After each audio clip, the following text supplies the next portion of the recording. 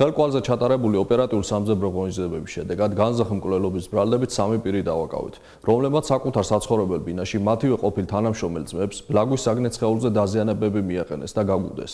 შემდეგ გაიტაცეს ჯეოლიფტის ოფისის გასაღებები და მკვლელობის შემდეგ აღნიშნული ოფისი გაქურდეს. გამოძიება დამამძიმებელ გარემოებებში 2 ან რამდენიმე პირის განზრახ მკვლელობის ფაქტზე მიმდინარეობს.